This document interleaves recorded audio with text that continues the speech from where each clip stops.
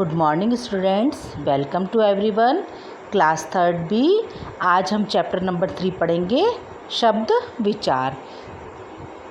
ध्यान से पढ़िए और समझिए।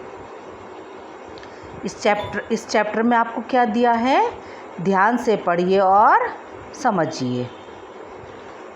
देखो, इसमें म प्लस अ प्लस क प्लस आ प्लस न प्लस अ, तो आपका शब्द बना मकान।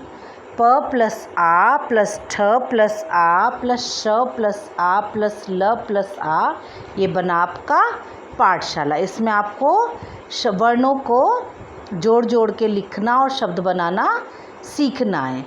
शब्दों का निर्माण वर्णों के मेल से होता है, जैसे मकान तथा पाठशाला शब्दों का निर्माण कई वर्णों के मेल से हुआ है। शब्द वर्णों के मेल से शब्द बनते हैं। वर्णों के मेल से शब्द बनते हैं। शब्दों का एक निश्चित अर्थ भी होना चाहिए। शब्द वर्णों का वह समूह है जिसका कोई न कोई अर्थ निकलता हो। शब्द वर्णों का वह समूह है जिसका कोई न कोई अर्थ निकलता हो। फिर आपका शब्द भंडार, किसी भी भाषा में प्रयुक्त होने वाले शब्दों के समुदाय को उस भाषा का शब्द भंडार कहते हैं। किसी भी भाषा में प्रयुक्त होने वाले शब्दों के समुदाय को उस भाषा का शब्द भंडार कहते हैं। शब्दों के भेद, शब्दों का वर्गीकरण दो आधारों पर किया जाता है, एक प्रयोग के आधार पर और दूसरा अर्थ के आधार पर। तो प्रयोग के आधार पर शब्दों के दो भेद होते हैं, विकारी शब्द और अविकारी शब्द। विकारी शब्द, जिन शब्दों में लिंग, वचन, पुरुष, काल तथा कारक के आधार पर परिवर्तन आ जाता है, उन्हें विकारी शब्द कहते हैं। विकारी शब्दों के भी 4 भेद होते हैं। विकारी शब्दों के 4 भेद होते हैं। देखो, संज्ञा, सर्वनाम, विशेषण और क्रिया। अविकारी शब्द, जिन शब्दों के रूप में लिंग, वचन, पुरुष, काल तथा कारक के कारण किसी भी प्रकार का परिवर्तन नहीं होता है, उन्हें अविकारी शब्द कहते हैं। अविकारी शब्दों के भी 4 भेद होते हैं। क्रिया विशेषण, संबंध बोधक, समुच्चय बोधक और विस्मयादि बोधक। अब अर्थ के आधार पर शब्दों के 2 भेद होते हैं, सार्थक शब्द, निरर्थक शब्द। सार्थक शब्द, जिन शब्दों से कुछ अर्थ निकलता है, उन्हें हम सार्थक शब्द कहते हैं। और जैसे विद्यालय, पुस्तक, खिलौना, बंदर आदि, इनके मीनिंग निकल रहे हैं तो ये सार्थक शब्द हैं। और निरर्थक शब्द है जिन शब्दों से कोई भी अर्थ नहीं निकलता, उन्हें निरर्थक शब्द कहते हैं, जैसे वमरा, वाना, शोटर आदि। जैसे कमरा का मीनिंग उल्टा बनाया इसका, वमरा, खाना, वाना, मोटर, शोटर आदि।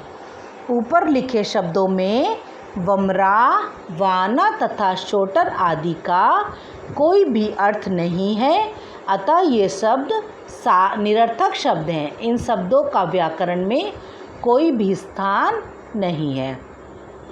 अब स्मरण रखने योग्य बिंदु देखेंगे। शब्द वर्णों से मिलकर बनते हैं।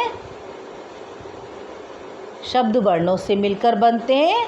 शब्द का एक निश्चित अर्थ होता है। शब्द का वर्गीकरण प्रयोग तथा अर्थ के आधार पर होता है। आपने इस चैप्टर में आज क्या देखा? हमने पढ़ा इस चैप्टर में शब्द विचार। आप एक बार फिर रिपीट करेंगे, इस चैप्टर को ध्यान से देखेंगे।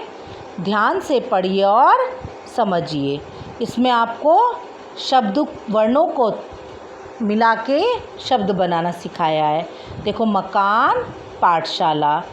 शब्दों का निर्माण वर्णों के मेल से होता है, जैसे मकान तथा पाठशाला शब्दों का निर्माण कई वर्णों के मेल से हुआ है।